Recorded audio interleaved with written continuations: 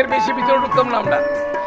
সামনা দেখে ভিতরে একটু ঢুকুন দেখা আমরা মধ্যে 10টার মধ্যে সবাই ঘুরে আইতে পারি, সেই মানসিকতা নিয়ে যাবো। আর ছন্দ ছাড়া আমরা দেখতাম না, একত্রে থাকুন সবাই প্লেয়ার, একত্রে কেউ ইচ্ছা করে ভিতরে গেলে দায়িত্ব যাতে খুঁজতে যাতে না আনতে হয়। প্লেয়ার সবাই আমরা 10টার মধ্যে এখানে ঢুকুন, সামনেও তোমাদের এখানে স্নান দান করে 10:30টার মধ্যে আবার আমরা বাস থাকবো, আমরা ইয়েতে যাবো, এই চিত্রমোদা গলা কেন্দ্রে যাবো। 11টার সময় দিয়ে হবে না আলোচনা।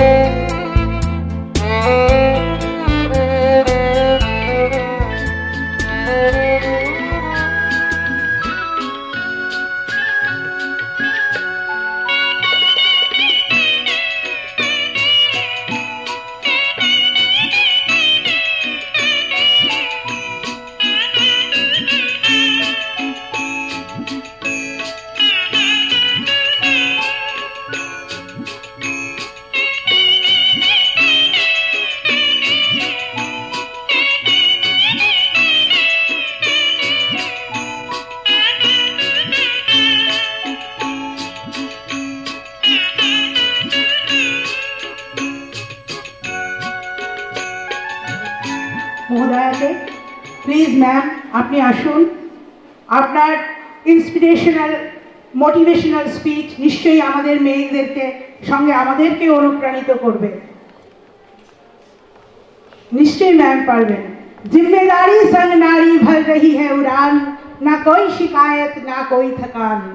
Officer, respected headmaster the school and সবাই এখানে যে উপস্থিত আছে সবাইকে নমস্কার, অভিনন্দন এবং শুভেচ্ছা জানাই। আমি চেষ্টা করব বেঙ্গলতে কথা বলার জন্য, কিন্তু बीच बीच में मैं हिंदी या इंग्लिश यूज करूंगी क्योंकि हिंदी में बोलूं? हिंदी में बोलूं या बंगला ट्राई करूं? हिंदी में कोई दिक्कत नहीं है, सभी लोग समझते हैं। समझते हैं? ठीक है, तो जिसको समझ में नहीं आया तो वो थोड़ा खड़ा होके हाथ उठा के बताइएगा कि समझ में नहीं है, आप बंगला में ट्राई करें, तो then I will speak in Bengali. ठीक है, बंगला मुझे आता है, लेकिन जब बोलना शुरू करते हैं थोड़ा फ्लुएंसी कट हो जाता है, इसलिए। So thank you very much. प्रथमे আমি ধন্যবাদ জানাই এখানে আমাকে ইনভাইট করার জন্য, এটা অনার করার জন্য। আমি ইন্সপায়ার করতে পারবো কিনা আমি জানি না, কিন্তু আমি চেষ্টা করব। এটা প্রোগ্রাম হচ্ছে এখানে কিশোরী উৎকর্ষ মঞ্চ। सो ये जो सिर्फ गर्ल्स के लिए ऐसा क्यों उत्कर्ष मंच करना है? हम बॉयज के लिए तो नहीं कर रहे हैं ना, कोई बॉयज के लिए उत्कर्ष मंच हो सकता है, ऐसा हर डिस्ट्रिक्ट में होना चाहिए, तो क्यों कर रहे हैं? उसके लिए कुछ ना कुछ रीजन है, वो हमें समझना चाहिए। 2 दिन कल से ये प्रोग्राम चल रहा है, जितना मुझे रिपोर्ट मिला है वो चल रही है। कोई बोलेंगे तो अच्छा रहेगा। I would like to interact with you than speaking, मतलब giving a speech। कोई बोल सकते हैं क्यों हम इसको मनाया जा रहा है? बोलो ना, बांग्ला की बोलो क्यों? हाँ, बंगला में बोल सकते हैं, कैन अंडरस्टैंड। बांग्ला मुझे तो बोलो, मुझे बोलो।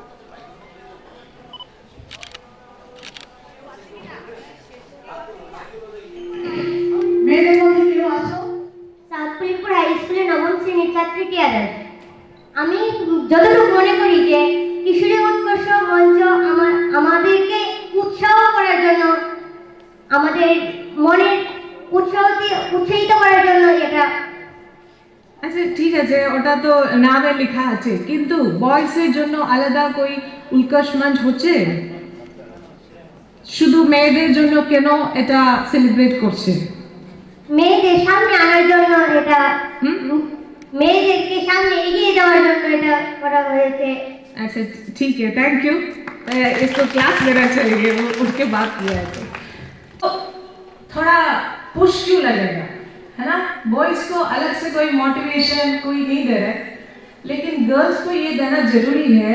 ऐसा हमारा एक रियलाइजेशन है, गर्ल्स अपने आप, गर्ल्स ही नहीं, गर्ल्स हो महिला हो, हम सब लोग, I am also part of your community, हम सब लोग हमेशा दूसरों की ओर देखते हैं, मोटिवेशन के लिए, इंस्पिरेशन के लिए।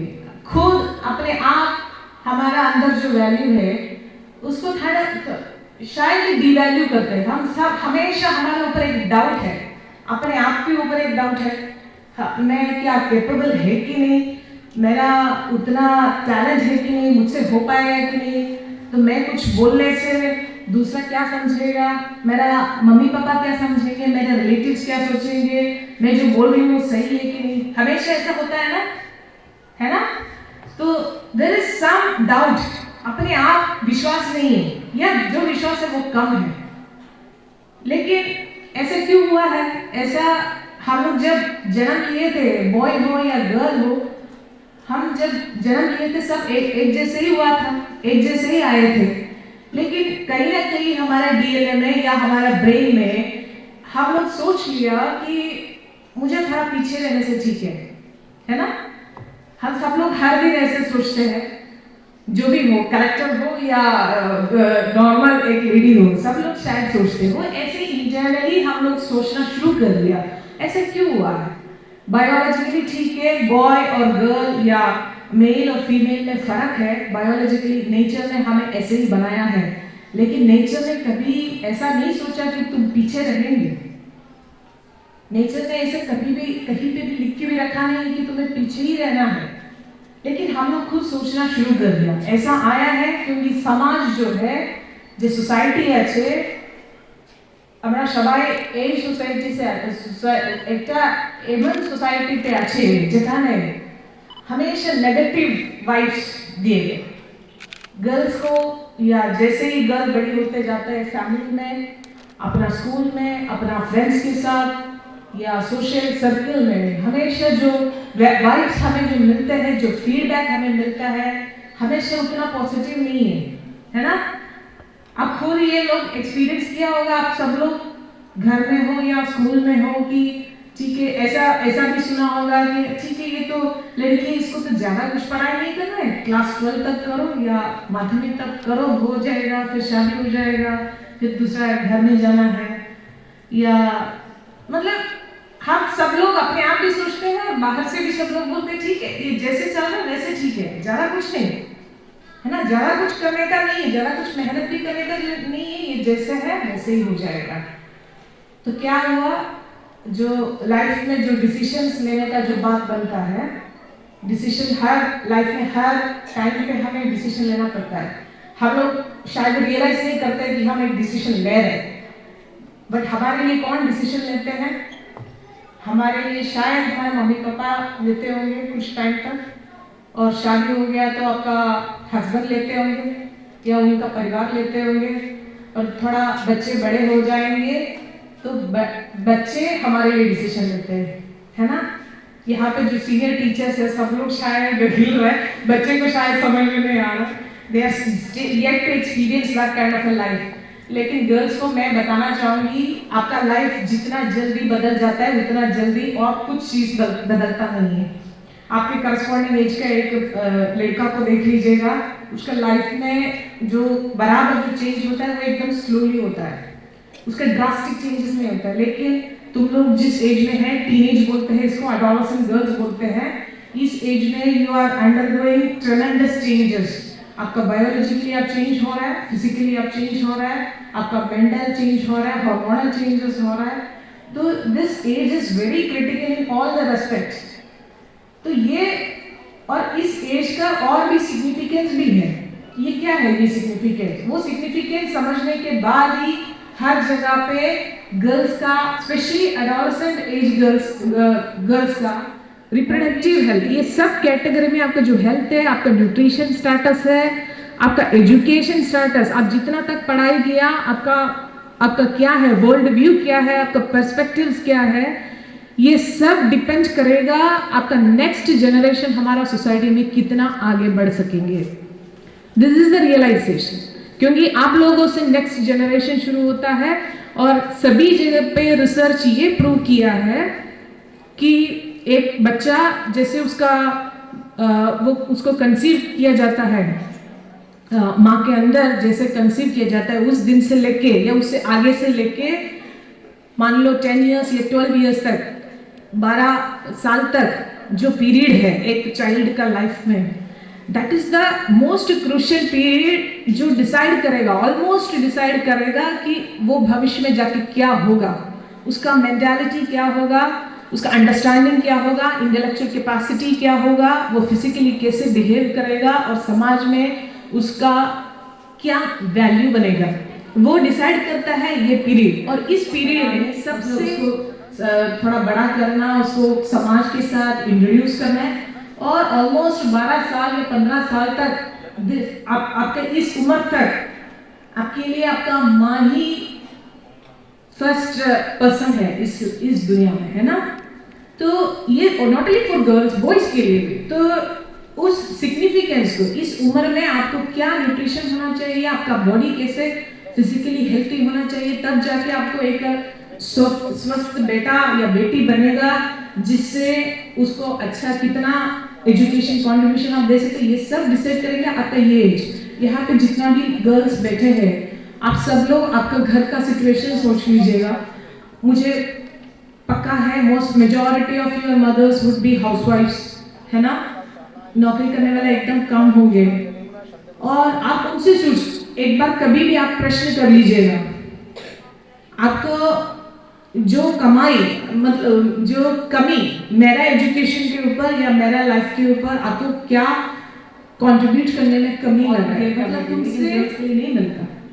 तो ये जो मैसेज मिला है उसके ऊपर थोड़ा सोच लीजिएगा, थोड़ा फोकस ठीक करिएगा कि तुम्हारा फोकस क्या है, तुम्हारा टैलेंट कहाँ पे है, उसको आगे नर्चर करने के लिए क्या करना चाहिए। और जिंदगी में आगे जाके जो बड़ा बड़ा डिसीजन होता है वहाँ पे डिसीजन लेने के लिए उसका कॉन्फिडेंस करने के लिए, वो डिसीजन लेना एक बड़ी बात है, उसके लिए तुम्हें पहले करेज करना पड़ता है। वो करने के लिए क्या करेंगे उसके लिए वो थोड़ा सोच लीजिएगा। हर दिन जब स्कूल में थोड़ा रहते हैं, फ्रेंड्स के साथ रहते हैं, तो ऐसा चीज़ों को भी थोड़ा डिस्कस करिएगा। अच्छा टीचर्स मिलते होंगे, जो भी 4-5 टीचर्स जो है स्कूल में, उसमें से कोई ना कोई एक आदमी से आपका वो वाइब्रेशन ठीक रहता है, जो आप सोचते हैं कि ये मेरा एक अच्छा टीचर है जिसको मैं शेयर कर सकती हूँ। कुछ इस एज में ऐसा कुछ चीज़ें हैं जो आप शेयर करना चाहिए। अच्छा पेरेंट्स का अच्छा भावना है, they are very happy with us, वो हमें प्यार करते हैं और फ्रेंड्स भी प्यार करते हैं, सब लोग प्यार करते हैं। और शादी हो गया, आपका हस्बैंड रहेंगे, उनके फैमिली सब लोग प्यार करते हैं, वो सही है। लेकिन जो इज्जत का एक बात होता है, जहाँ पे डिसीजन कुछ इम्पोर्टेंट चीज़ों में, मान लीजिए वो भी थोड़ा आपको अजीब लगेंगे, फिर भी मैं बोल रही हूँ, शादी कब होना है, किससे करना है, तो शादी हो गया तो बच्चा कब होना है, और एक बच्चा हो गया तो दूसरा बच्चा चाहिए कि नहीं चाहिए, तो कब चाहिए, ये सब डिसीजन इंपॉर्टेंट है। आपको अभी थोड़ा हंसी आएगी ये सब सुन के, लेकिन you will realise within less than 5 years in your life कि ये सब बड़े बड़े डिसीजंस में भी शायद आप लोगों से कोई पूछा नहीं जाता है, शायद पूछने से भी जो बोलेंगे उसका थोड़ा वैल्यू नहीं रहता है। तो ये सब डिसीजन मेकिंग जो इम्पोर्टेंट, अपने आप क्यों इम्पोर्टेंट है, ये थोड़ा समझना चाहिए। और वहाँ पे वो अधिकार तुम्हें तुम्हारा फैमिली में, तुम्हारा समाज में, स्कूल में या कॉलेज में एक्सरसाइज करना है, तो you should be having some और the other kind of financial independence. सब लोग सुनेंगे, सब लोग प्यार करेंगे, वो सब सही है, लेकिन जब तक तुम्हारा अपने आप एक वैल्यू नहीं दिखाएंगे, वैल्यू तो है, वो सब लोग जानते हैं, लेकिन फिर भी वो जब तक नहीं दिखाएंगे तब तक वो डिसीजन मेकिंग का जो है वो हमेशा मतलब पूरा के पूरा तुम्हारे हाथ में आएंगे कि नहीं, मुझे डाउटफुल है। ये खुद मैंने एक्सपीरियंस किया हुआ चीजें मैं बोल रही हूँ, ऐसा नहीं कि कोई बुक्स में पढ़ के मैं आई हूँ। नॉर्मल मिडिल क्लास फैमिली से मैं आई हूँ, गवर्नमेंट इंस्टीट्यूशन में हायर सेकेंडरी स्कूल तक पढ़ाई किया है हमारा वर्नाकुलर मीडियम में, और उसके बाद गवर्नमेंट कॉलेज में पढ़ाई किया है। मेरा फैमिली भी मिडिल क्लास फैमिली है, लेकिन my parents were so supportive. उनको मेरा ऊपर इतना कॉन्फिडेंस था कि जब भी पढ़ाई में, अभी तक तो ज़्यादा कुछ क्रूशियल डिसीजन मेकिंग तो नहीं है, हायर सेकेंडरी तक या कॉलेज तक मैक्सिमम वो सब पेरेंट्स डिसाइड करते हैं हमारे लिए, और क्योंकि उनको पता है, उनको अच्छा जानकारी होगा तो ठीक है।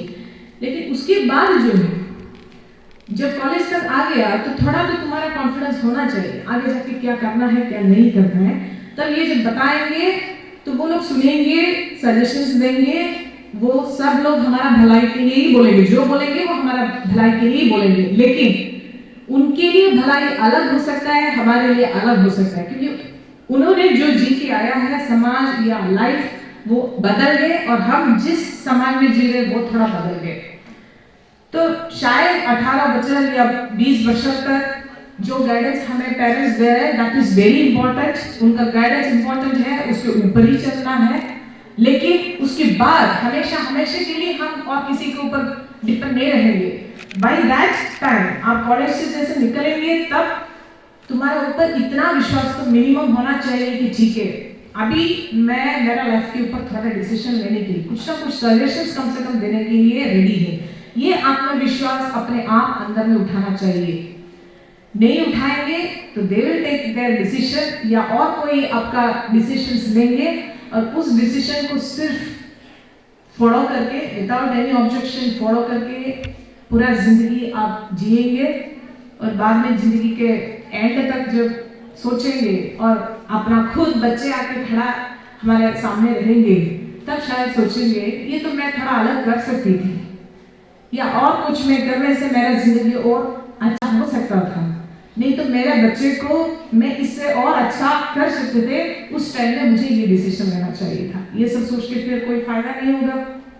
तो आज जाके अपने आप, जब प्रोग्राम के बाद जब जाएंगे, अपने आप जाके घर में जाके अपनी मम्मी लोगों से एक बार बात करिएगा, पूछ लीजिएगा ऐसा कोई गिल्ट है, कोई गिल्ट फीलिंग, पश्चाताप हो रहा है कि नहीं, जिंदगी में मैंने ये नहीं किया, ऐसा बोल के कोई पश्चाताप है कि नहीं पूछ लीजिएगा।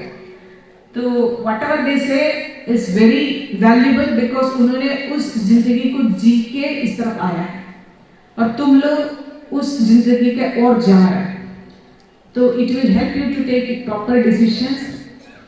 और पर्सनली मैं बोलूँगी यहाँ पे ये जो स्पीच करने के लिए मुझे इधर डिजर्विंग किया, उसके लिए मैं पर्सनली मैं जो जिसको इंडक्टेड है वो मेरा पेरेंट्स है और मेरा टीचर्स है। अच्छा बैलेंस किया हुआ टीचर्स जिन लोगों ने सिर्फ पढ़ाई के लिए नहीं, इंडिविजुअली और पर्सनली साइकोलॉजी के लिए मुझे सपोर्ट किया है, ऐसा टीचर्स, ऐसा गुरुजन को मुझे मिला, दैट इज माय ब्लेसिंग। उनके वजह से मैं इधर हूँ। और पेरेंट्स बोलेंगे तो सिर्फ मेरा ही पेरेंट्स नहीं, मेरा हस्बैंड का भी पेरेंट्स, जिससे मेरा शादी हुआ, और उनका पेरेंट्स, क्योंकि शादी के बाद ही मैंने नौकरी छोड़ के जो सेंट्रल गवर्नमेंट जॉब था उसको रिसाइन करके मैंने सिविल सर्विस के लिए प्रिपेयर किया। तो उस टाइम में वो लोग रोक सकते थे मुझे, नॉर्मली रोक सकते हैं कि ऑलरेडी तुम्हारे पास एक अच्छा नौकरी है, सेंट्रल गवर्नमेंट जॉब है, अच्छा सैलरी है, तुम ये छोड़ के क्यों जा रहे हो इसके ऊपर जहाँ पे कोई भरोसा ही नहीं है कि मिलेगा कि नहीं। पढ़ाई करने के बाद भी तुम्हें ये सिविल सर्विस एग्जाम तुम क्लियर कर पाओगे कि नहीं, कोई भरोसा नहीं है, तो ऐसा क्यों जा रहा है, ऐसा कभी सोचा नहीं, कभी पूछा भी नहीं। तो उन्होंने विश्वास किया और उनका विश्वास के हिसाब से मैं इधर हूँ। तो वो विश्वास शायद हर माँ बाप नहीं कर पाएंगे, क्योंकि उनका सोच थोड़ा कम हो सकता है। वो सोचेंगे मैं तो गरीब हूँ, मैं उतना सपोर्ट कर पाएंगे कि नहीं, मैं तो सोशियो इकोनॉमिकली थोड़ा पुअर है, मेरा कोई बड़ा आदमी नहीं है, मेरा जान पहचान वाला नहीं है, तो ये जो सपोर्ट ये मेरा लड़की मुझसे मांग रही है मैं कर पाऊंगी कि नहीं, उसको इतना विश्वास दे सकते हैं कि नहीं, ये सब डाउट उनके मन में हो सकता है। तो उसको कौन दूर कर सकता है, तुम ही दूर कर सकते हैं। तुम्हारा विश्वास, तुम्हारा एजुकेशन, तुम्हारा आउटलुक, मेंटल आउटपुट, बाहर क्या चल रहा है, समाज में क्या चल रहा है, ये भी देख लीजिए, तब जाके तुम्हारा आउटलुक अच्छा होगा। न्यूज़पेपर कितने लोग पढ़ते होंगे आजकल, सब लोग सोशल मीडिया देखते हैं, फेसबुक या ट्विटर में लगे रहते होंगे, लेकिन समाज में क्या चल रहा है, त्रिपुरा में क्या चल रहा है, बाहर देश में क्या चल रहा है, ये सब किसको पता है। वो सब है जो तुम्हारे ऊपर कॉन्फिडेंस देते हैं। तो वो कॉन्फिडेंस के साथ तुम जब खड़े हो जाएंगे, तुम्हारा पेरेंट्स और समाज, फ्रेंड्स, टीचर्स, सब लोग तुम्हें सपोर्ट करेंगे, जिसकी वजह से तुम आगे जाके, मैं बाद में भी फिर से मैं बोल रही हूँ कि ऐसा नहीं कि तुम्हें कोई अच्छा नौकरी दिखाना है तभी जाके कामयाब होंगे, ऐसा नहीं। तुम्हारा इनबॉर्न टैलेंट्स जो है उसको नर्चर करना है, और जिस टैलेंट की वजह से तुम्हें क्या जिंदगी चाहिए, क्या काम करना चाहते हैं। काम तो कुछ भी हो सकता है, कोई भी मेहनत वाला काम हो सकता है, खेती हो सकता है, कितने लोग वो कर रहे हैं, एसएचजी बना के इकोनॉमिक एक्टिविटीज कितने लोग कर रहे हैं, सिलाई कर रहे हैं, जो भी काम हो, जो भी लाइफ तुम्हें जीना है, जितना भी डिसीजन तुम्हें लेना है, ये बार बार कॉन्फिडेंटली करने का हिम्मत निकालना चाहिए। तो उसके लिए तुम्हें आगे करना चाहिए। मेरा भी एक बेटी है, अभी उसका 4.5 साल हुआ है, तो उसके लिए मेरा वही क्या बोलते हैं ड्रीम है कि उसको अच्छा सा एजुकेशन दो, उसका हेल्थ अच्छा रहे, और उसका इतना कॉन्फिडेंस और करेज दिए जाए, जाके अभी 5 साल होगा तो 15 साल के बाद जब वो खड़े रहेंगे तब उसको खुद अपना डिसीजन ले पाएगा। मुझसे शायद सजेशंस पूछ सकते हैं, मैं सिर्फ उसको सजेशंस दूंगी या एडवाइसेस दूंगी, लेकिन फाइनल डिसीजन उसका जिंदगी के ऊपर उसको ही लेना है। तो ये कॉन्फिडेंस मैं उसको दे पाऊंगी, that is my dream for her. तो वही ड्रीम है, मैं यहाँ पे जो लोग है सबकी हाथ तो लो। অনেক কথাই তো জানার আছে। কেউ নেই?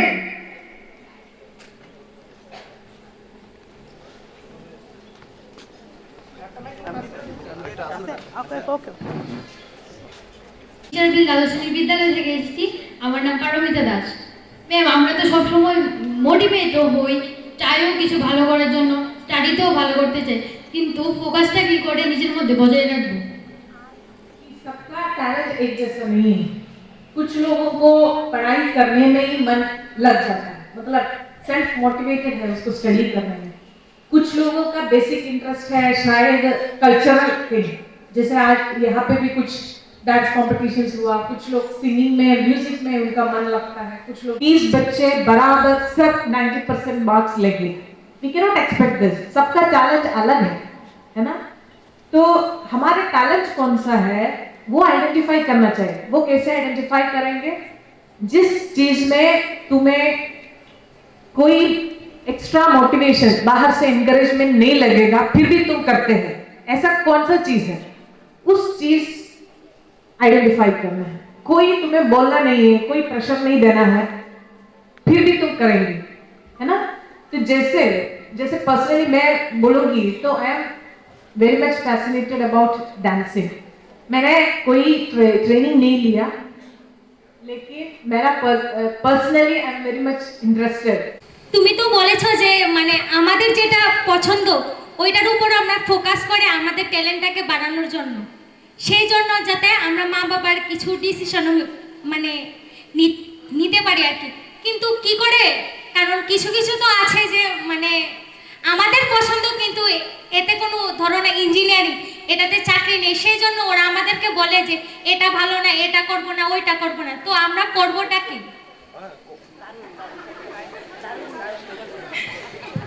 ये मैं बोलना चाहिए, सब लोग बोलेंगे तुम्हें इंजीनियरिंग करना है, नहीं तो मेडिसिन करना है, ये दोनों ही बनेगा, हाँ? ये तो बोल रहे ना? हाँ हाँ हाँ, लेकिन तुम्हें अपने आप पता है वो इंजीनियरिंग नहीं, उसमें मुझे मन नहीं लगेगा, मुझे मैथ्स या फिजिक्स में मन नहीं लगेगा, मुझे वो नहीं करना है, मुझे दूसरा कुछ करना है। আজকে এই মহোদী অনুষ্ঠানের প্রতিযোগিতামূলক পর্বের পরেই শুরু হবে। তার আগে আমি অনুরোধ করছি আমাদের আজকের এই দুদিনব্যাপী অনুষ্ঠানের সভাপতি শ্রী সমরেন্দ্রনাথ দাস মহোদয়কে। স্যার প্লিজ আসুন, আপনার মূল্যবান বক্তব্য।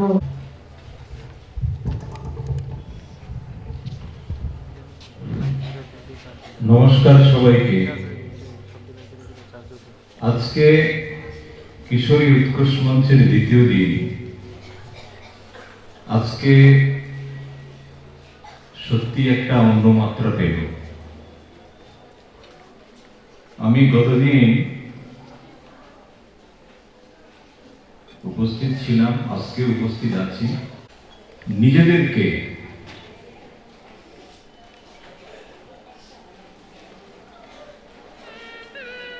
দশভুজা দুর্গা রূপে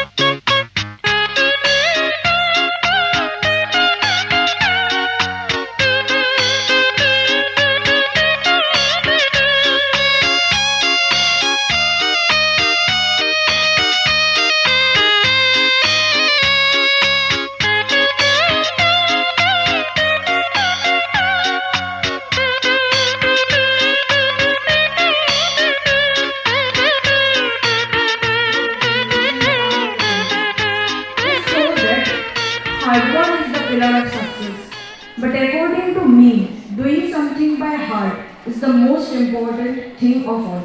I do agree with that, thinking that hard work is the most important thing. In my last Madhyamik examination, I had a firm determination. Confidence also played a vital role. I am really grateful to my teachers as they extended their fullest cooperation to me. সকলে মিত্র, আমি শ্রীকৃষ্ণ উচ্চ বিদ্যালয় থেকে এসেছি।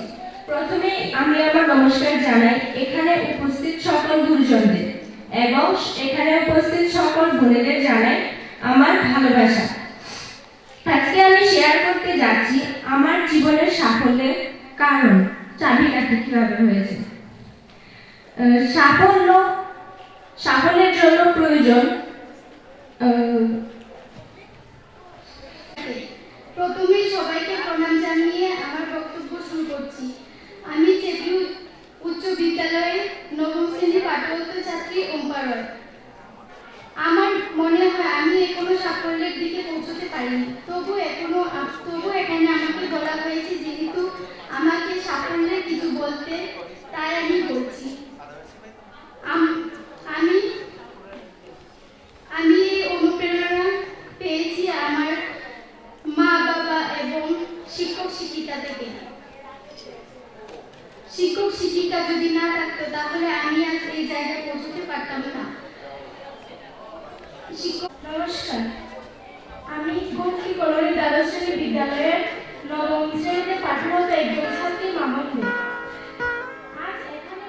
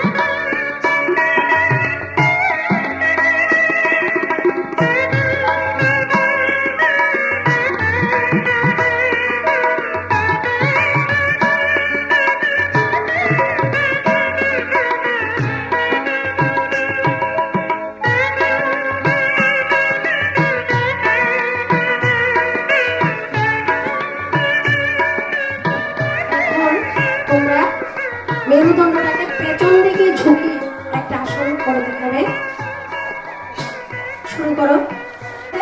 শুরু করে নাও, পেছন দিকে ঝুঁকে শুরু করো। 1 2 3 4 5 6 7 8 9 ছেড়ে দাও। এখন তোমরা হাতের উপর ভর দিয়ে বা পায়ের উপর ভর দিয়ে একটা আসন করবে, ব্যালেন্স হবে, ব্যালেন্স আসন। শুরু করো। 2 3 4 5 6 7 8 9 সবাই ছেড়ে দাও। 4 5 6 7 নিজেদের আত্মার সঙ্গে তিন হয়ে যায়, একদম মেডিটেশন জিরো থটে চলে যায়। তখন তাদের যে মেডিটেশনটা করে এটা সাকসেসফুল হয়, যেটা চায় তারা সেটাই পায়। এটা হলো এক ধরনের যোগাসন। এটাও ওরা, আমি গেছি অনেক আশ্রমেই, কিছুদিন আগে একটা আশ্রমে গিয়েছি, এই গোরক্ষনাথ মন্দিরে গেছিলাম। অনেকে দেখলাম তোমার মেডিটেশন করে গোমুখাসন করে, একটা অঙ্গের সাথে যে আরেকটা অঙ্গের যোগাযোগ। স্থিরভাবে বসে একটা ভঙ্গিমায় আসন করাটাকে বলে যোগাযুক্ত। কি বলেছি বুঝেছ? সহজভাবে বুঝিয়ে দিলাম তোমাদের। এটা হলো সহজ ভাষায় বোঝানো। সামনের দিকে নিয়ে একটা আসন করে দেখাবে।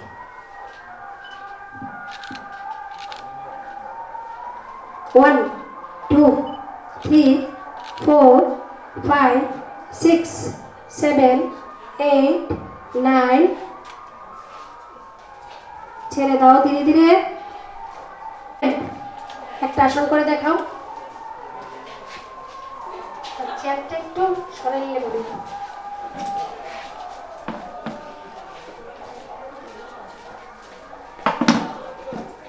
স্টার্ট। 1 2 3 4 5 6 7 8 9 ছেড়ে দাও ধীরে ধীরে।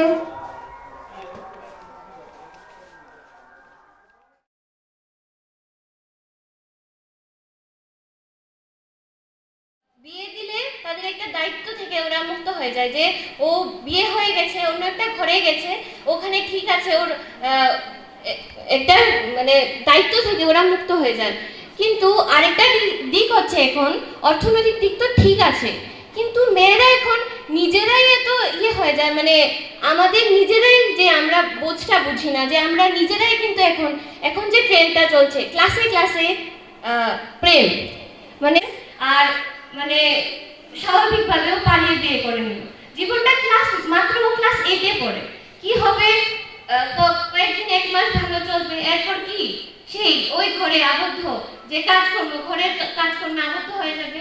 ও ওর নিজের জীবনটাকে দাঁড়িয়ে তুলতে পারবে না। ও মানে ওর মানে ঘর বহির যে জীবনটা, আরেকটা জীবন আছে যে ঘর ছাড়াও, এটাও বুঝতেই পারবে না। ও সারাদিন ঘরের কাজে আবদ্ধ থাকবে। আর মানে যেহেতু ভালো ছিল, পড়াশোনায় ভালো ছিল, কিন্তু ও ওইখানটাই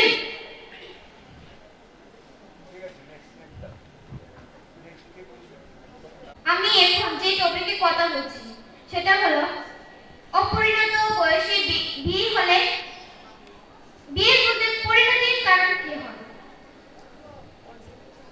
আমি এই টপিকে বেশি কথা বলবো না। এটা তো হচ্ছে আপনাদের, ঠিক আছে? হচ্ছে যে তাকে রুট করতে তুমি কি ভূমিকা নিতে পারো, বা তোমার বয়সে যারা কিছু আছে, আমরা গোটা ভারতবর্ষে গোটা পৃথিবীতে এরকম বয়সের মেয়েরা আছে, আমার কি ভূমিকা থাকবে? আমি কি করতে পারি? আমি কি হাত পা গুটিয়ে বসে থাকবো? বসে থাকবো না, জেগে উঠবো। এই জেগে থাকার ক্ষেত্রে আমার কি ভূমিকা? Point wise this is the question.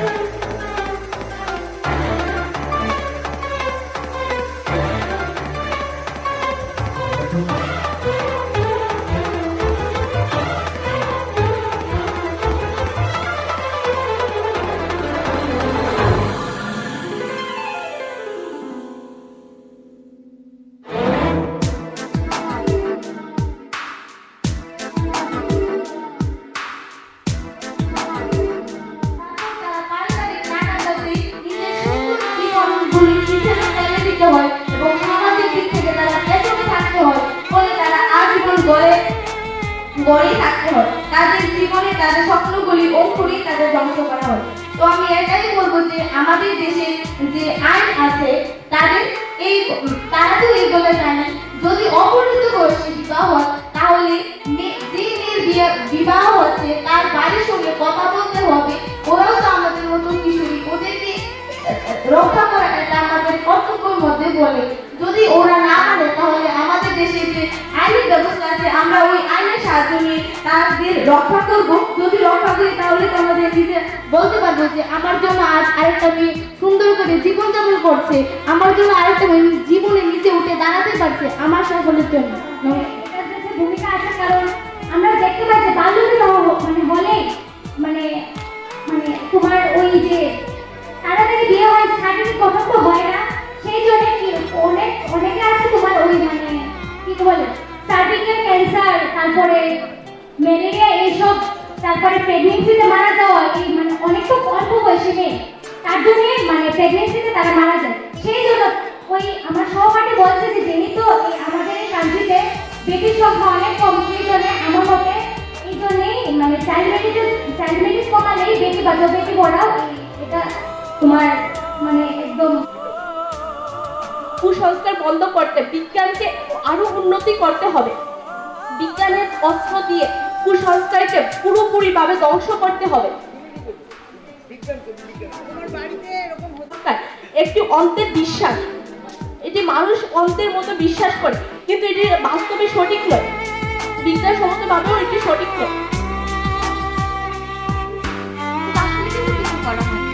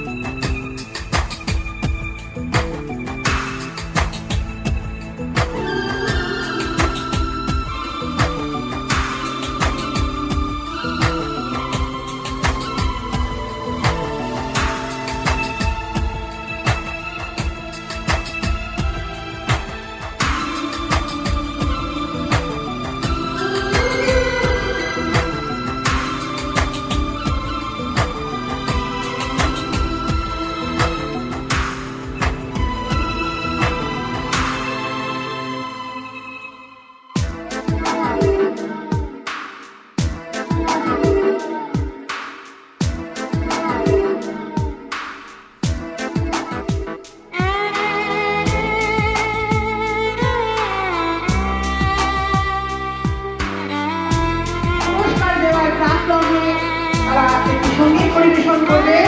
আমি অনুরোধ করছি বিশ্ববিদ্যালয় সংস্থার কর্ণধার শ্রী রামকৃষ্ণ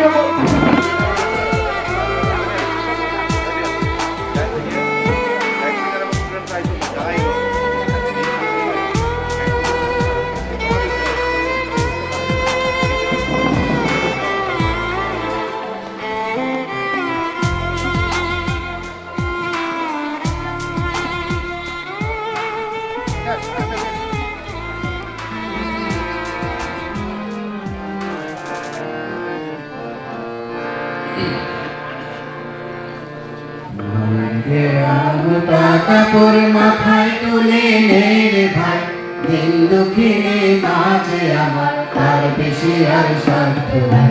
মায়ের দেওয়া মোটা কাপড় মাথায় তুলে রে ভাই, দিন দুঃখিনী মাঝে আমার তার বেশি আর সাধ্য নাই।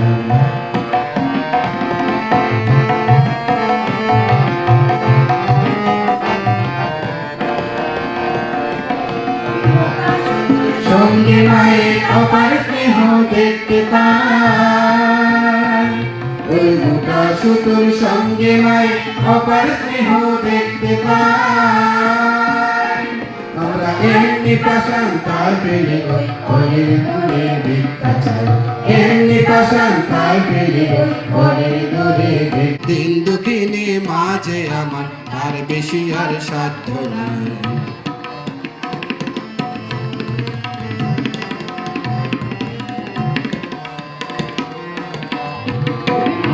মায়ের ঘরের দুধে আবার প্রচুর অন্ন তাই বেশি কাজ সবাই বুঝায় তিনি করলে ঘর বোঝায় মায়ের দেওয়া মোটা কাপড় মাথায় তুলে মেরে ঘরে ভাই দিন দুঃখিনী মাঝে আমার তার বেশি আর সাধ্য নাই মায়ের দেওয়া মোটা কাপড় মাথায় তুলে মেরে ভাই দিন দুঃখিনী মাঝে আমার যারা শ্রী পার্থ চক্রবর্তী শিক্ষক, শ্রীমতী ভাস্বতী মজুমদার শিক্ষিকা, শ্রীমতী করুণা দেবনাথ শিক্ষিকা, শ্রী সুব্রত রায় শিক্ষক, শ্রী রঞ্জিত পাল শিক্ষক, শ্রীমতী স্বর্ণময়ী দেবনাথ শিক্ষিকা, শ্রীমতী সংঘমিত্রা চক্রবর্তী শিক্ষিকা। শেষ পর্যায়ে আমরা যথাসম্ভব চেষ্টা করছি একটু তাড়াতাড়ি করার জন্য। যারা দূরবর্তী স্থানে আছেন তাদের বাড়িতে পৌঁছতে হবে, সেজন্য ইতিমধ্যে সবাইকে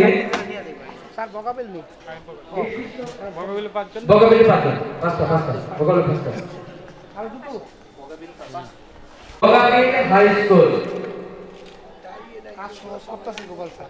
গোপাল সাহা পুরস্কার প্রদান করছেন কনভেনার শ্রী মিহির দেবনাথ। মনে আছে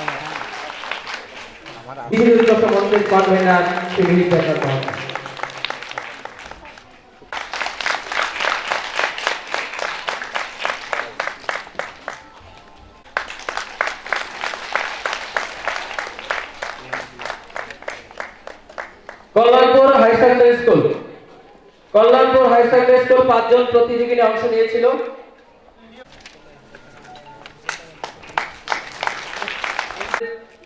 বিদ্যামোহন ঠাকুর পাড়ার পক্ষ থেকে পুরস্কার গ্রহণ করবেন অশোক চন্দ্র পুরস্কার গ্রহণ করছেন, তাদের পুরস্কৃত করছেন পার্থ চক্রবর্তী। তাদেরকে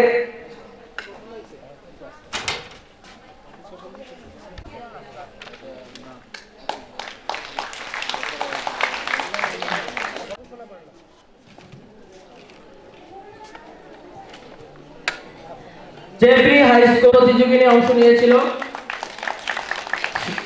শ্যামলী দাস, লক্ষ্মী রায় পাল শিক্ষক গাইড 2 জন প্রতিযোগী, 2 জন তাদেরকে পুরস্কৃত করলেন সংঘমিত্রা। জেবরি হাই স্কুল 5 জন প্রতিযোগী অংশ নিয়েছিল। Tablabari high school, Tablabari high school থেকে 5 জন প্রতিযোগী অংশ নিয়েছিল।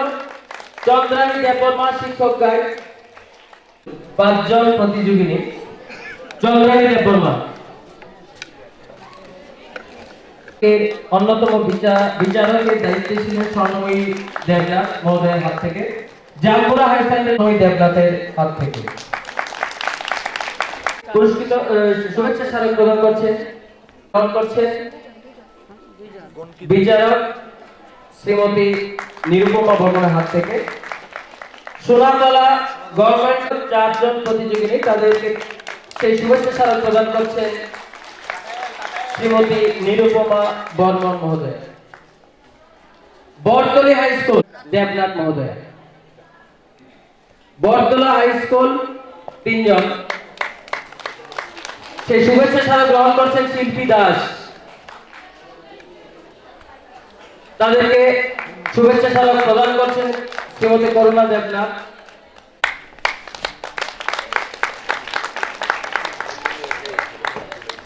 অশোকবন করণে হাই স্কুল বিচারকের দায়িত্বে ছিলেন শ্রীমতী করুণা দেবনাথ। উনি পুরস্কার গ্রহণ করছেন আরেকজন বিচারক শ্রীমতী ভবানী বর্ধনের হাত থেকে। এবং গলকি করণে হাই স্কুলের পক্ষ থেকে করুণা দেবনাথ আরেকজন বিচারক শ্রীমতী ভবানী বর্ধন মহোদয়। দাসপাড়া হাই স্কুলের পক্ষ থেকে শিক্ষিকা সাবিত্রী দেবনাথ।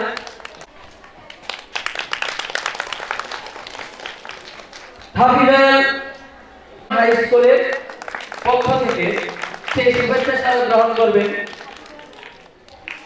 এই বিদ্যালয়ের পক্ষ থেকে সেই শুভেচ্ছা স্মারক গ্রহণ করবেন। পাঁচটা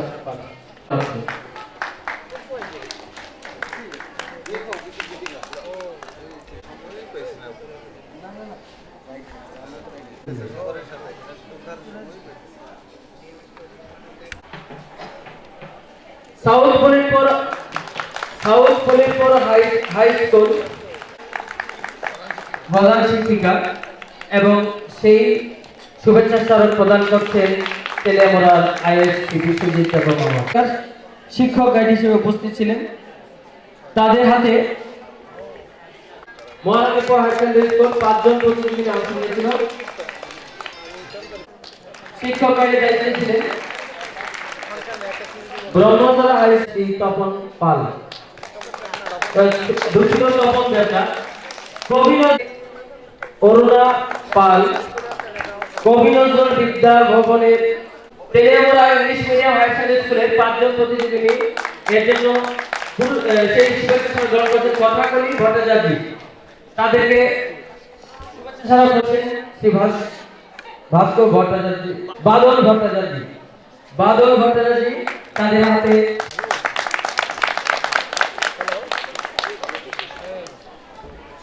হাই স্কুল ২ জন প্রতিযোগী নিয়ে অংশ নিয়েছিল। East ব্রহ্মসরা high school Dilip Chandra Das শিক্ষক গাইড, হাওয়াইবালি হাই স্কুল শিক্ষক গাইড, হাই স্কুল শ্যামলী মণিক,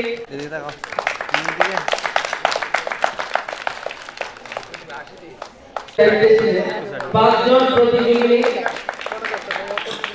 কুঞ্জবন হাই স্কুল ৫ জন প্রতিযোগী অংশ নিয়েছিল। তাদের হাতে ২ জন প্রতিযোগী নর্থ গেলাগেল রোডিয়া,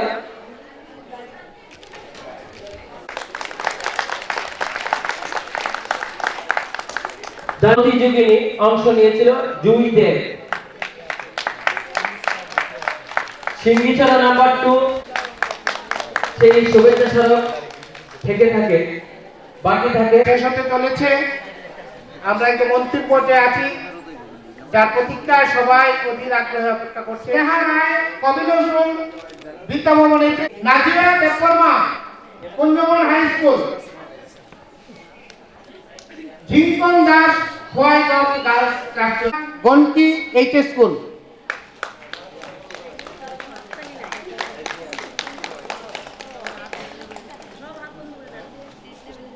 আরো রয়েছে 2টি ইভেন্ট, এনসিসি, এনএসএস এবং স্কাউট গাইড। এই ইভেন্টে 2 জন রাজ্য স্তরে যাচ্ছে দ্বাদশ শ্রেণী বিদ্যালয়। এবং তোমরা একটু বসো, আমরা একবার দাঁড়াই, তোমরা সবাই বসে যাও।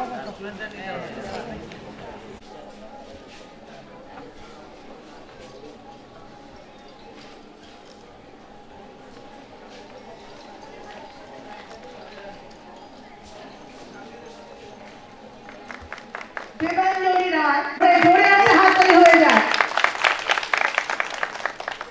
পারমিতা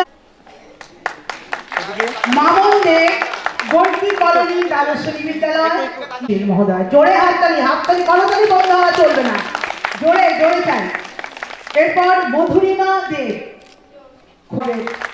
অনেক ধন্যবাদ স্যার। তুলে দিচ্ছেন একে একে স্যার, সবাইকে একবার ক্লোজ হয়ে দাঁড়ান আর সবাইকে দিয়ে দিন। বিদ্যালয় খুশবু গো Khowai government girls school. Sports and games event যেটা ছিল, স্পোর্টস অ্যান্ড গেমসে পুরস্কার তুলে দিচ্ছেন অর্চনা মুন্ডা, শ্রাবণী শুক্ল দাস এবং প্রিয়া। যথেষ্ট সুনামের সাথে ওদের কৃতিত্ব প্রদর্শন করবে, আগামী দিনের অনুপ্রেরণা যোগাবে এবং সবার জন্যই এটা বিশেষ একটা অনুপ্রেরণা। নৃত্য প্রতিযোগিতা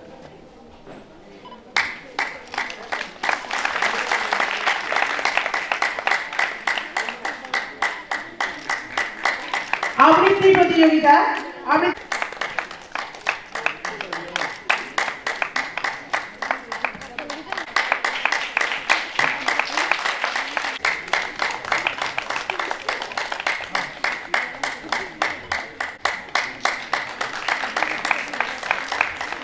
ছেলে মেয়েদের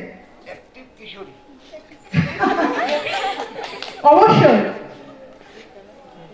একটা করে দেন ক্যামেরার দিকে দুজন। অনেক অনেক ইভেন্টটা ছিল। এনসিসি, এনএসএস এবং স্কাউট সহযোগিতা করেন, সবসময় সহযোগিতার হাত বাড়িয়ে দেন।